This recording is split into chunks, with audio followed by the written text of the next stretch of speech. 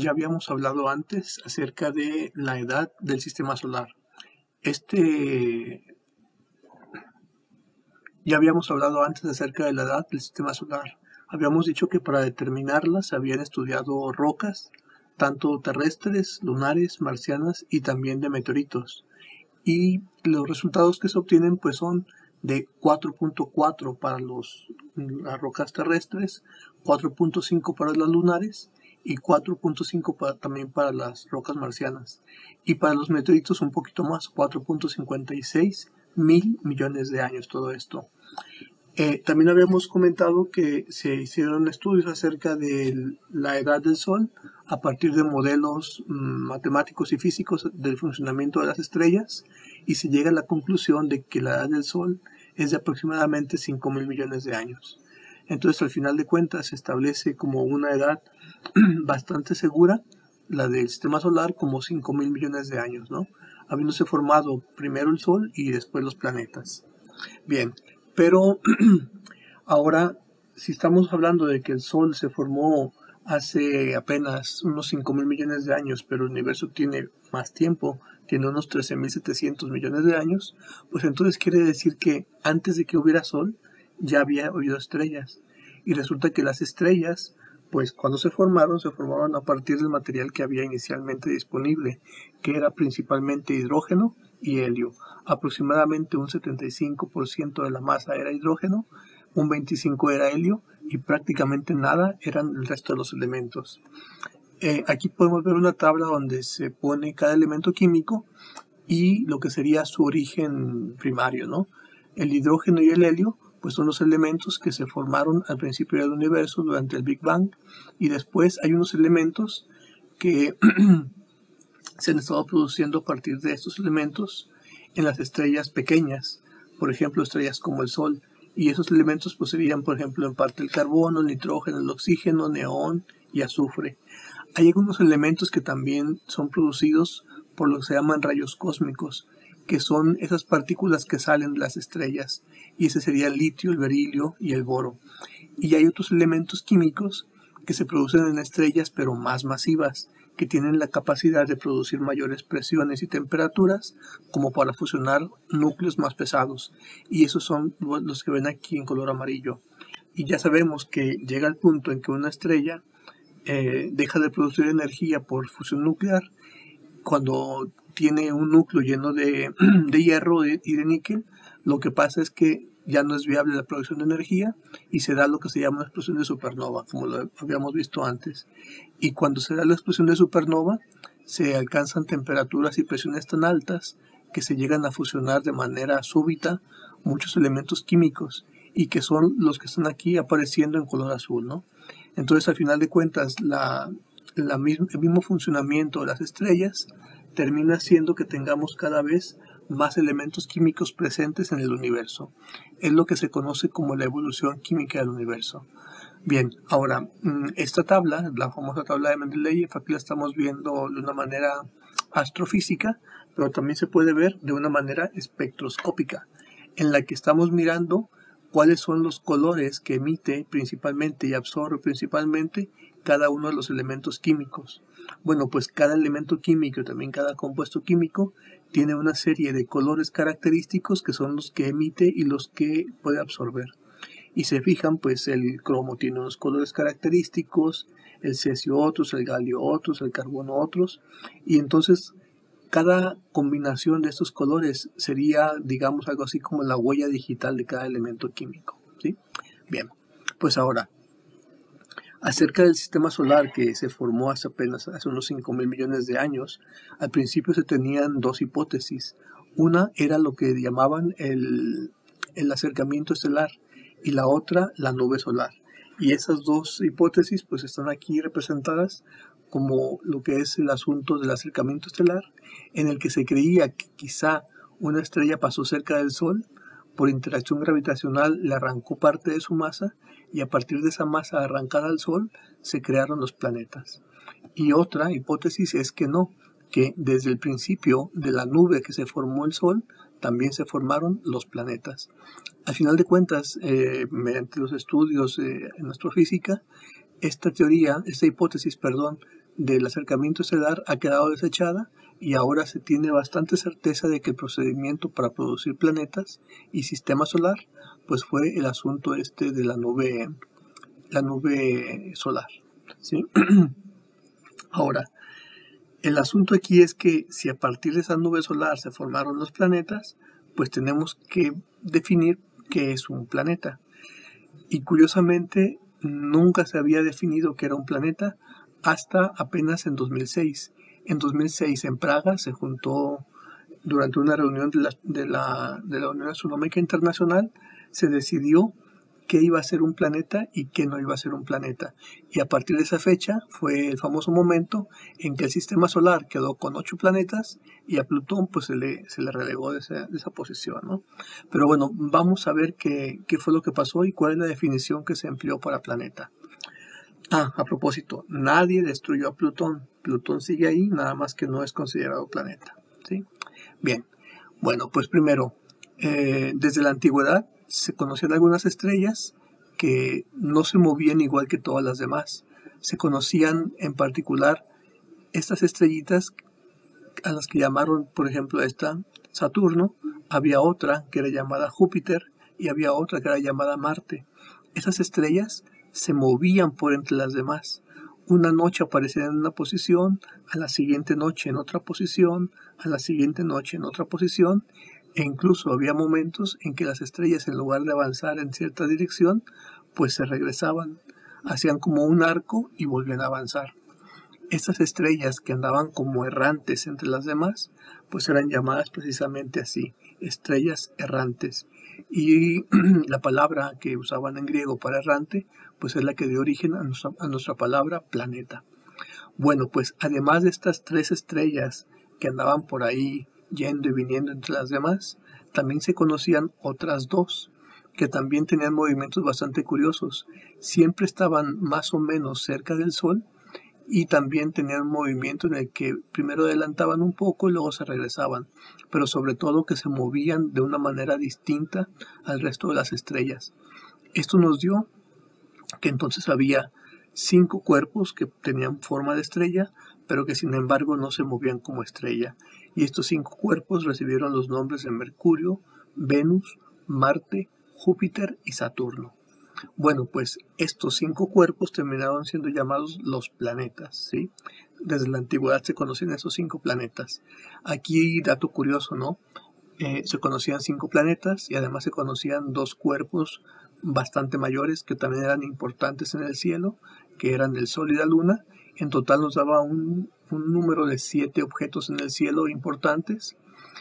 Además, el periodo de la Luna en torno a la Tierra parecía ser de 28 días y se dieron cuenta que 28 entre 7 daba 4 y entonces de ahí viene el origen de lo que hoy conocemos como las semanas, ¿no? Estos grupos de días que están agrupados en 7 y en el que tenemos pues 2 días que usamos para el descanso y 5 días para el trabajo. Bien, bueno, entonces a partir de esto, ¿qué tenemos? Pues en el sistema solar ya sabíamos que estaban el Sol, estaban los planetas, que eran Mercurio, Venus, los que siempre estaban cerca del Sol, y luego Marte, Júpiter y Saturno, que estaban un poco más lejos. Claro, con el paso del tiempo hubo muchas discusiones acerca de cómo se movían, si tenían fases, si no tenían fases, pero aquí lo que nos interesa es saber que había varios objetos que estaban aquí en el sistema solar y que se movían de ciertas maneras. Al principio, como les dije, solamente se conocían 5 de ellos, ¿sí? Pero resulta que con el tiempo se fueron conociendo otros y además se fueron conociendo otro tipo de objetos. Se llegó a saber que, por ejemplo, Júpiter tenía algunas lunas, también Saturno, y además de eso se conoció algo que se llama el cinturón de asteroides, en donde hay ciertos objetos que son bastante grandes, como por ejemplo Ceres, Vesta, Juno o Palas. Y eso no quedó ahí, sino que también se fueron descubriendo otros planetas, como por ejemplo Urano, como Neptuno y como Plutón. Y además de Plutón, allá donde estaba él, también estaban algunos más como Eris, Makemake y Umea. Entonces, nuestro sistema solar poco a poco se fue poblando de muchos tipos de objetos. Teníamos los planetas tradicionales, que eran 5, teníamos estos nuevos planetas descubiertos que eran Urano, Neptuno y Plutón, y además teníamos estos otros objetos que estaban muy cerca de Plutón y que en realidad no eran tan distintos a él. Y también teníamos, pues claro, a Juno, a Vesta, a Ceres y a Palas, que eran objetos redondeados. Entonces, al final de cuentas, nuestro sistema solar parecía que no se iba a quedar solamente con los 5 planetas originales, más la Tierra 6, sino que había por lo menos otros 2 y otros 4 y otros 4. Entonces, el número de planetas estaba creciendo bastante en el sistema solar. Por ello se tomó la determinación de llegar a una definición precisa de lo que era un planeta y lo que no era un planeta. Y entonces había 2 alternativas: o dejar una definición bastante amplia de planeta que incluyera a Mercurio, Venus, Tierra, Marte, Vesta, Juno, Ceres, Palas, Júpiter, Saturno, Urano, Neptuno, Plutón, Umea, Makemake, Eris y quién sabe cuántos más, o una definición más restringida en la que solamente nos quedáramos con, digamos, los importantes, que serían Mercurio, Venus, Tierra, Marte, Júpiter, Saturno, Urano y Neptuno. Y bueno, pues estas discusiones se llevaron a cabo, como dijimos antes, en 2006. ¿Y qué fue lo que se discutió? Pues se discutió una definición formal de planeta.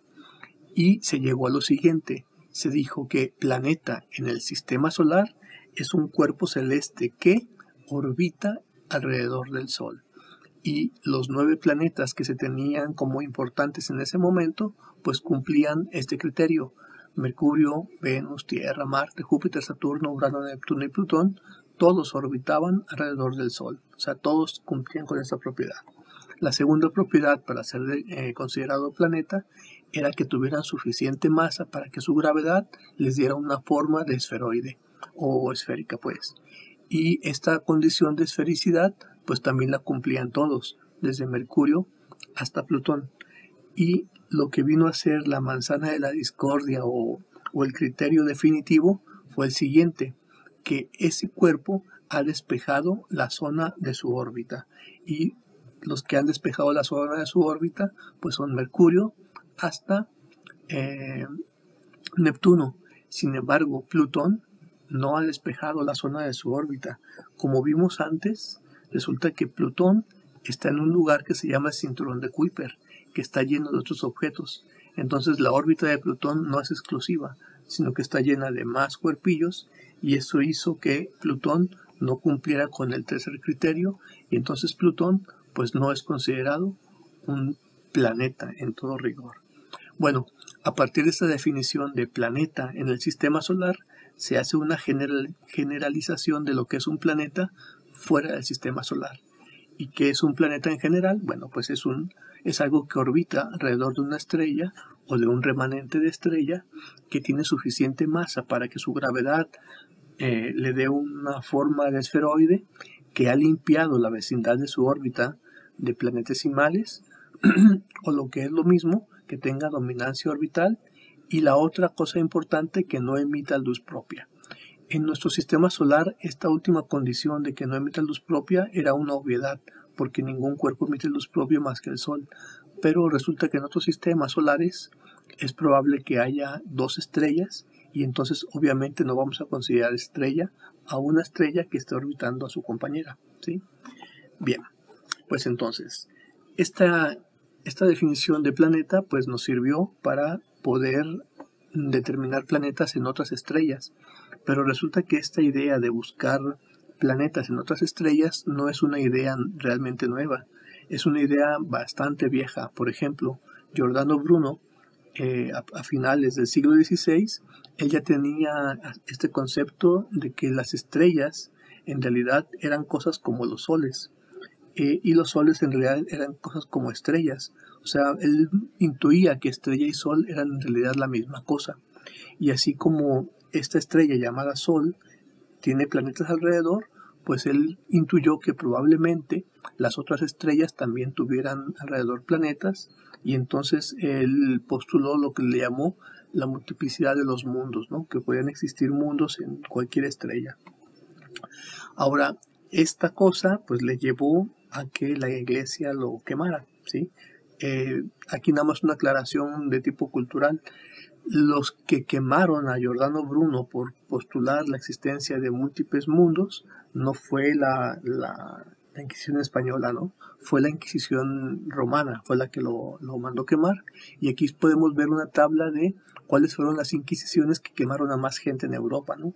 Está la alemana, luego está la polaca, la francesa, la suiza, la inglesa con la escocesa, la dinamarca y la noruega, la italiana, la checa, la austriaca, la húngara, la belga, la sueca, la de Liechtenstein y luego la de España. Si se fijan, la de España tiene la grandísima fama de ser la que quemó más gente en Europa, sin embargo, es de las que quemó menos personas, ¿no? Y con mucha diferencia. Bueno, eso nada más es un poquito para combatir la leyenda negra.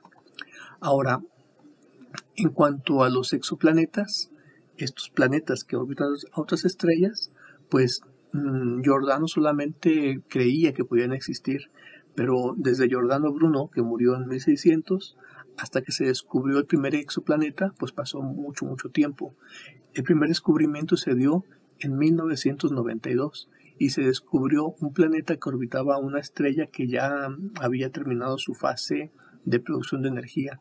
Se encontró en torno a una estrella que se llama una estrella de neutrones, o sea, lo que queda después de una explosión de supernova. Y esos exoplanetas pues se descubrieron en torno a esta estrella que se llama PSR B1257+12 o Lynch. Se descubrió a partir de observaciones en varias bandas.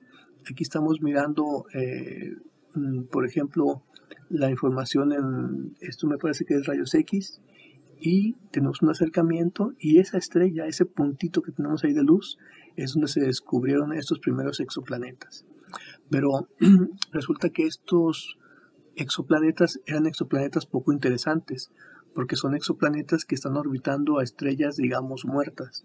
Lo que era más interesante era descubrir exoplanetas en torno a estrellas que siguieran produciendo energía, o sea, estrellas parecidas al Sol. Y eso llegó 3 años después. Apenas en el año de 1995 se descubrió el primer exoplaneta en torno a una estrella parecida al Sol, y este descubrimiento fue el que le dio el Nobel en 2019 a Mayor y a sus colaboradores. Ahora, después de 1995 que se descubrieron los primeros exoplanetas, comenzó a haber un descubrimiento así muy paulatino de nuevos exoplanetas. Alguien dirigía un telescopio a una estrella, medía cómo se movía la estrella y a partir de los movimientos de la estrella intuía la existencia de exoplanetas. Pero todo esto se disparó en 2009, cuando se lanzó el telescopio espacial Kepler, que fue lanzado especialmente para buscar exoplanetas. El telescopio espacial Kepler es este que pueden ver aquí. Para que se den una idea del tamaño, el telescopio, bueno, la nave completa es esta, ¿sí? El telescopio está metido aquí y esta es una persona. Este telescopio espacial llevaba esta cámara de 94.6 megapíxeles, ¿sí? Ese es un camarón. Y esta cámara pues toma estas tremendas fotos. Si se fijan aquí, cada uno de estos rectángulos son estos rectángulos de la cámara. Ahora, fijémonos en esta pequeña parte de este rectángulo. En esta pequeña parte se ve toda esta gran cantidad de estrellas. Y lo que estuvo haciendo Kepler es mirando todo el tiempo esta misma parte del cielo y registrando cómo se movían las estrellas y cómo cambiaban su intensidad de luz. Para a partir de los cambios en la intensidad de la luz y a partir de los cambios de movimiento de las estrellas, poder inferir la existencia de exoplanetas. Entonces Kepler todo el tiempo estuvo, bueno, durante su primera fase estuvo mirando todo el tiempo esta parte del cielo, ¿sí? Y solamente estuvo enfocado en esa parte del cielo. Ahora la pregunta sería, ¿qué tan grande es esa parte del cielo? Pues resulta que es así de grande, ¿sí? Ustedes pueden encontrar esta figura en internet donde dice que la parte del cielo que exploró Kepler es esta, y este es el tamaño comparado de la luna llena. Sin embargo, esta imagen está equivocada. ese tamaño de la luna llena es demasiado grande. El tamaño verdadero de la luna llena en comparación es este. Entonces, este es el tamaño de la luna llena, que como recordarán es medio grado, y resulta que este es el tamaño del cielo que estuvo estudiando Kepler, ¿sí? Realmente no es una gran parte del cielo, solamente es una cuarta parte del 1% del cielo. O sea, es muy, muy poco, ¿no? Se puede decir uno de 400 veces el cielo nocturno. O sea, una parte muy, muy pequeña. Pero en esa parte tan pequeña del cielo, Kepler hizo bastantes descubrimientos. Por ejemplo, vamos a ver. Comenzando otra vez, ¿no? En 1992 se descubrió el primero, pero aquí en la gráfica todavía ni se nota. 95 se descubrieron más, 97 hubo más descubrimientos, 98 hubo más descubrimientos, 99 más descubrimientos, en el 2000 hubo descubrimientos, 2001, y así cada vez se sabía mejor cómo detectar exoplanetas.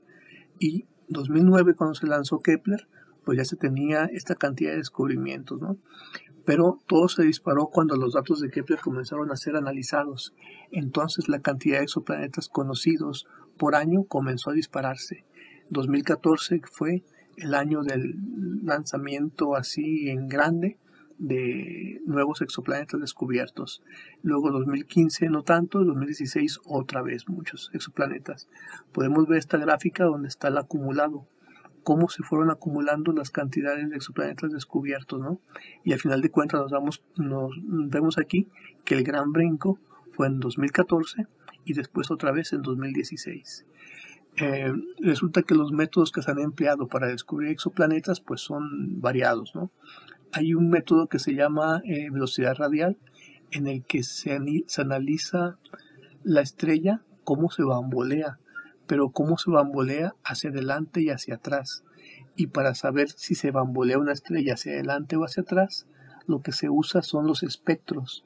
Y con los espectros podemos inferir este movimiento a partir de lo que se llama el efecto Doppler, que es lo que habíamos visto antes que pasa, por ejemplo, con el sonido. Otro método para descubrir exoplanetas es el método de tránsitos, que es descubrir cuando un planeta pasa por enfrente de la estrella y oculta un poco de la luz de la estrella. Entonces la intensidad de la radiación que recibimos baja un poquito, y ese poquito bajón en la intensidad de radiación nos ayuda a inferir la presencia de los exoplanetas. Otro es lo que se llama microlentes. Resulta que también cuando pasa un planeta enfrente de su estrella puede hacer el efecto contrario, que la gravedad del planeta hace que la luz que no llegaría a nosotros se reenfoque en nosotros y tengamos un pequeño incremento en la cantidad de luz. Otros exoplanetas se han descubierto por imágenes directas, otras a partir de otros métodos que son ya un poco menos importantes, pero son otras formas de encontrar exoplanetas. Ahora, si ustedes quieren ver cuáles exoplanetas se han descubierto, cuántos, de qué tipo, qué características tienen, pueden entrar a esta página que es https://exoplanetarchive.ipac-caltech.edu. Ustedes pueden entrar aquí y cuando entren pues encontrarán primero con esta página, y lo primero que se van a encontrar es la cantidad de exoplanetas confirmados hasta ese momento. En el día que yo tengo aquí registrado es el 9 de diciembre del 2019 y se tenían ya registrados 4.055 exoplanetas. De esos 4.055 aquí dice que 29 fueron hechos con TESS. Ahora vamos a ver qué es TESS. Y además de este también llamado TESS hay otros 1.000 que están todavía por confirmarse. Y además de eso hay otro montón de exoplanetas por confirmarse de Kepler. Bueno, aquí lo que nos interesa es esto. Al día 9 de diciembre había 4.055 exoplanetas confirmados. Y aquí están graficados, si se fijan. Aquí están un montón de puntitos donde nos dice qué posición ocupan en el gráfico cada uno de los 4.055 exoplanetas. Y vamos a ver un pequeño ejemplo de eso. Aquí está una gráfica en la que estamos viendo en esta banda días, ¿sí? Días del periodo orbital, o sea, cuántos días tarda el exoplaneta en dar la vuelta a su estrella. Aquí quiere decir que tardan un día, ¿sí? Aquí tardan un décimo de día. Aquí tardan 10 días. El que esté aquí tarda 100 días. Cualquier exoplaneta que esté en esta dirección tarda 3000 días. ¿Cuánto tarda la Tierra en dar la vuelta al Sol? Pues 365. Si aquí son 100, aquí son 200, aquí son 300 y algo que está por aquí más o menos serían como 365. Estos planetas son los que tardan en dar una vuelta a su estrella como tarda la Tierra en dar una vuelta al Sol. Pero claro, también hay planetas que tardan más tiempo en dar la vuelta a su estrella. Por ejemplo, este de aquí pues tarda 10.000 años en dar la vuelta a su estrella. Y este de aquí tarda 100.000 años en dar la vuelta a su estrella. Entonces hay planetas que tardan mucho tiempo en dar su vuelta a su estrella y otros que tardan muy poco. Obviamente, los planetas que dan sus vueltas a sus estrellas muy rápidamente, quiere decir que están muy cerca de ellas. Mientras que estos planetas que tardan mucho tiempo en orbitar, pues quiere decir que están muy lejos de su estrella. Ahora, ¿qué quiere decir este otro eje? Aquí dice la masa del planeta. ¿En cuanto? En cuanto a veces la masa de Júpiter. Por ejemplo, aquí dice 10 a la 0, eso quiere decir 1. Todos los planetas que estén por aquí tienen más o menos la masa de Júpiter. Estos de aquí tendrían como 10 veces la masa de Júpiter y estos de aquí como un décimo de la masa de Júpiter. Resulta que la masa de la Tierra es bastante más pequeña que la masa de Júpiter y andaría algo así por aquí más o menos. Ahora, el asunto es que planetas que tengan más o menos la masa de la Tierra y que orbiten más o menos en el mismo periodo que la Tierra, pues no hay muchos, ¿sí? Aquí hay algo más o menos cerca de la región, pero sería todo. La mayoría de los planetas descubiertos son planetas mucho más masivos, unos puestos lejos de su estrella, que serían como Júpiter, por ejemplo, y otros también como Júpiter, bastante grandes, pero muy cerca de su estrella, que tardan menos de 10 días en dar la órbita. Estos son llamados Júpiters calientes. Estos son Júpiters fríos normales, y estos son planetas más parecidos, un poco más parecidos a la Tierra, pero que tardan muy poco tiempo en dar la vuelta a su estrella. Estos se les conoce como planetas de lava. Son planetas tipo rocoso, pequeños, pero muy cercanos a su estrella. Y se fijan, aquí tenemos una región totalmente vacía de planetas descubiertos. Y estos planetas, ¿cómo tendrían que ser? Tendrían que ser planetas muy lejanos a su estrella y además muy pequeños. ¿Quiere decir que esos planetas no existen? No. Lo que quiere decir es que no tenemos métodos eficientes para descubrirlos. Nuestros métodos sirven para descubrir planetas o que son muy grandes o muy masivos o que están muy cerca de su estrella. Entonces, descubrir planetas lejanos y poco masivos es algo que tecnológicamente todavía es bastante complicado para nosotros. Bueno, esta gráfica la podemos ver de una manera un poquito más amplia aquí. Esta gráfica es la misma que la anterior, solamente que con más diseño. Aquí tenemos todos estos planetas que son llamados los Júpiters calientes. Estos serían los Júpiter fríos. Estos serían los planetas de lava. Estos serían planetas rocosos parecidos a la Tierra, aunque bastante más grandes. Y estos son planetas que tienen la densidad parecida a la del agua. Entonces se cree que son planetas que tienen grandes cantidades de líquido. Y esta sería la región de planetas que todavía no podemos detectar.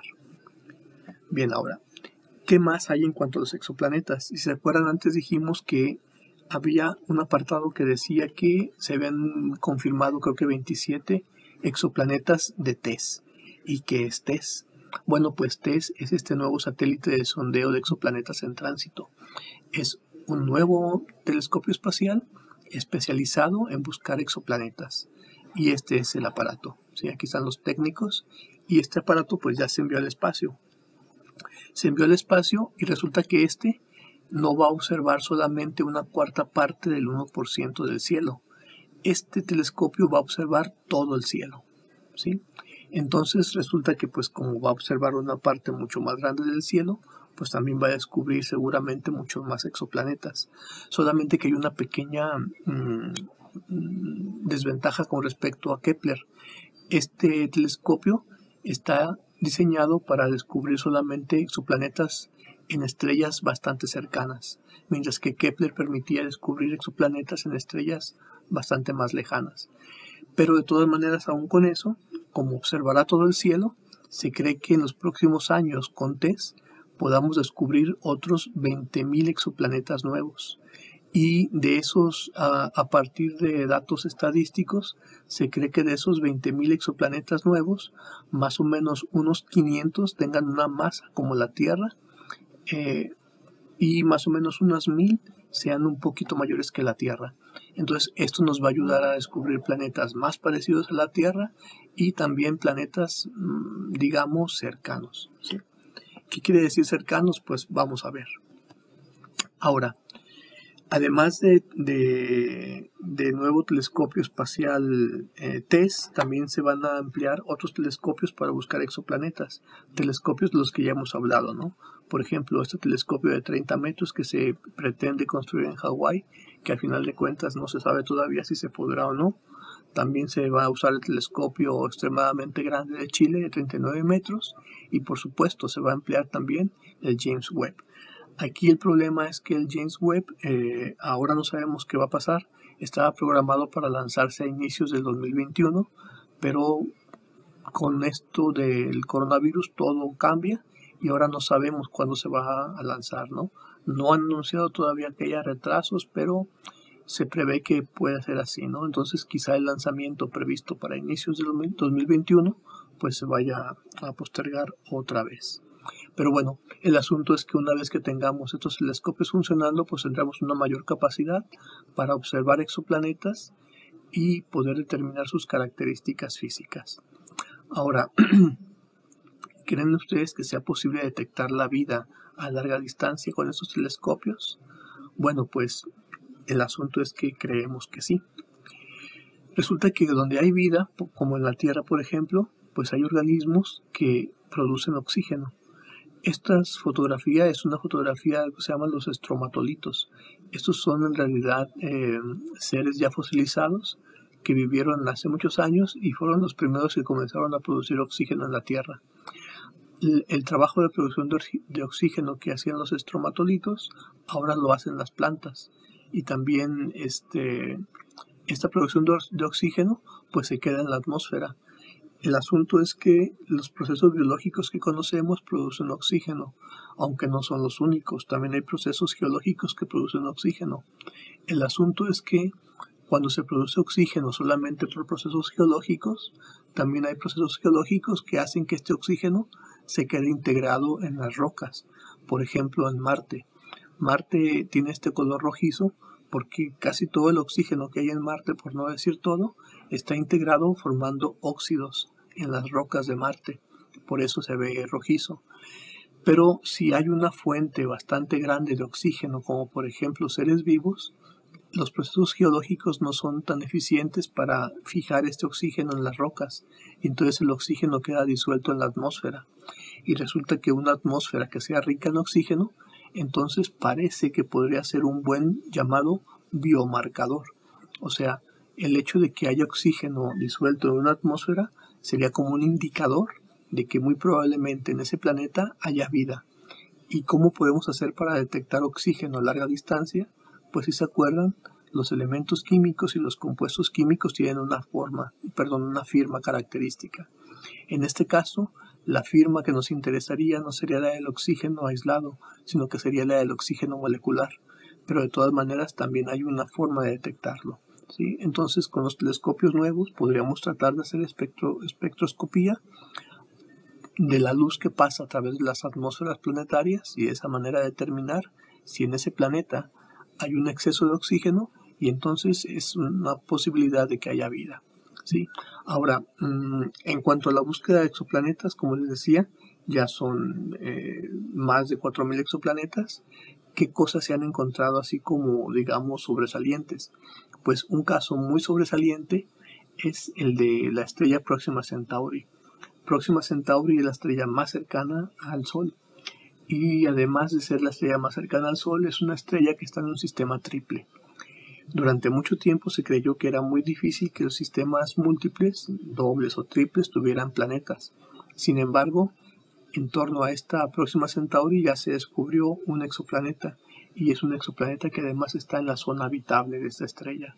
Entonces, ya sabemos que la estrella más cercana, y además es una estrella múltiple, tiene exoplanetas. Eso es muy alentador porque nos confirma que es muy probable que prácticamente todas las estrellas del universo tengan planetas.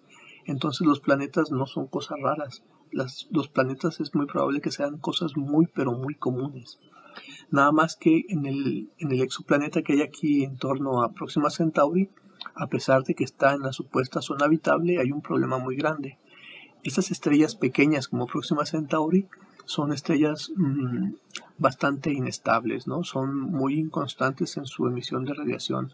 De repente dan unos fulgores enormes, y entonces los planetas que estén, digamos, en lo que sería la zona habitable comúnmente, cuando llega uno de estos destellos de su estrella, pues pueden quedar calcinados. Entonces la llamada zona habitable no es tan habitable, ¿no? Porque es muy variable. Ahora, este exoplaneta pues se ha representado de manera artística como está aquí, y claro, ¿no? Esto además de una representación artística casi es una expresión de deseos, ¿no? Es muy probable que este exoplaneta no sea como lo pintan y que sea una roca totalmente estéril. Ahora, ¿podríamos viajar a un exoplaneta que estuviera ahí en Próxima Centauri? Imaginen que de repente nos confirman que sí, que Próxima Centauri tiene un planeta habitable, que digamos que por un extraño azar la estrella se comporta muy bien y no emite llamaradas, y además nos damos cuenta que hay oxígeno y que el planeta es completamente habitable, que podríamos llegar a instalarnos cuando quisiéramos. Entonces tendríamos que pensar, ¿somos capaces de viajar hasta Próxima Centauri? Bueno, Próxima Centauri, la estrella más cercana, está a 4.3 años luz de distancia. Eso quiere decir que la luz tarda 4.3 años en llegar, pero la luz viaja a 300.000 kilómetros por segundo. Nosotros obviamente no podemos viajar a esa velocidad. Las naves más rápidas que tenemos actualmente pues pueden viajar como a unos 100.000 kilómetros por hora, no por segundo, por hora.